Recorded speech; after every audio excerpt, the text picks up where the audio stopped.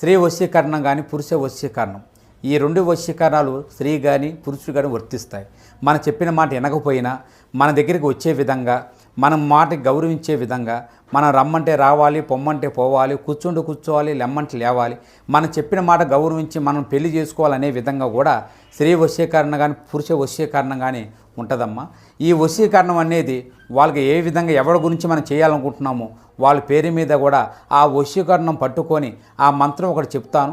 ఆ మంత్రం మీరు జపించగలిగారంటే ఆ వశీకరణం పట్టుకొని ఆ మంత్రం జపిస్తే 11 రోజుల్లో ఆ వ్యక్తి, నువ్వు ప్రేమించిన వ్యక్తి కానీ అమ్మాయి కానీ అబ్బాయి కానీ 11 రోజులు మీ దగ్గరికి వచ్చేది ఖచ్చితంగా గ్యారెంటీగా జరుగుతుంది. రాత్రి 11:25 ఒక సీరియస్ మ్యాటర్ తెలుస్తుంది. ఏమిటి ఆ విషయం, ఏం జరగబోతుంది, అన్ని వివరాలు ఒక్కొక్కటిగా వీడియోలో చూసి తెలుసుకుందాము. వీడియో మీకు నచ్చినట్లయితే తప్పకుండా ఒక చిన్న లైక్ అయితే చేసి మమ్మల్ని సపోర్ట్ చేయండి. ఇక ఆలస్యం లేకుండా వీడియోలోకి అయితే వచ్చేద్దాము. ఈ రాశి వారికి ఎన్నో వడిదుడుకులు ఉంటాయి, ఎదుర్కొని పై స్థాయికి వస్తున్నారు. ఈ రాశిలో జన్మించిన వారు ఎన్నో రకాల కష్టాలు ఎదుర్కొని ఉన్నత స్థితికి వస్తున్నారు. ఇలా ఒక్కొక్కటిగా చెప్పాలంటే వారికున్న ప్రత్యేక గుర్తింపు గురించి మనం చెప్పుకోవాల్సిందే. ప్రత్యేక స్థానం సమాజంలో ఏర్పరచుకుంటారు. చిన్న వయసు నుండే కష్టం ఎదుర్కొనేవారు. అయితే ఎదుటి వారికి సాయం చేయడంలో ముందుంటారు. కష్టం విలువ, డబ్బు విలువ, సమయం విలువ బాగా తెలిసినవారు. ఎక్కువగా ఫలితం కోసం కృషి చేస్తుంటారు. ఉన్నత స్థానాలకు చేరుకోవాలని ఎప్పుడూ కూడా అనుకుంటారు. కష్టాన్ని నమ్ముకుంటారు. అలంకార ప్రియత్వం ఉంటుంది, ఆకర్షణ ఉంటుంది. చేపట్టే పని 10 సార్లు ముందే ఆలోచించి మొదలు పెడతారు. మొదలు పెడితే విడిచిపెట్టరు. ఎప్పుడూ జీవితాన్ని పోటీగా తీసుకుంటారు. విద్యా, వృత్తి, ప్రజాభిమానానికి సంబంధించిన రంగాల్లో రాణింపు ఉంటుంది. ఈరోజు కొన్ని మిశ్రమ ఫలితాలు ఉన్నాయి. కొన్ని అంశాలు అనుకూలంగా, కొన్ని ప్రతికూలంగా ఉన్నాయి. ఈ రోజున ఖచ్చితంగా ఈ రాశివారు హఠాత్తుగా ఒక ఫోన్ కాల్ని రిసీవ్ చేస్తారు. సీరియస్ మ్యాటర్ వింటారు.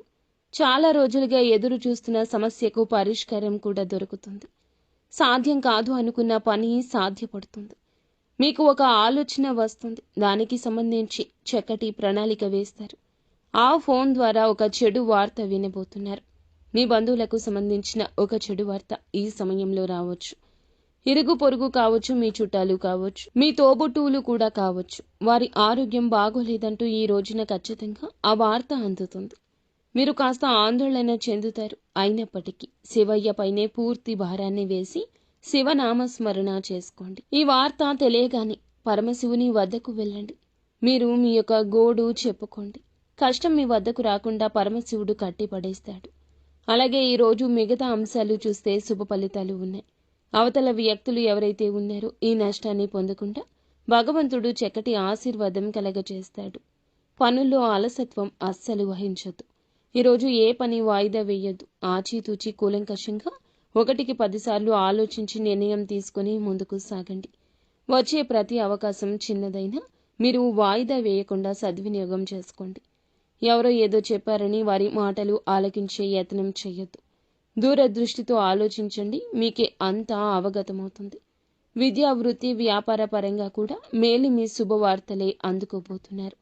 నిత్యము సుబ్రహ్మణ్యేశ్వర స్వామి ఆరాధన చక్కటి ఫలితాలు కలగచేస్తుంది.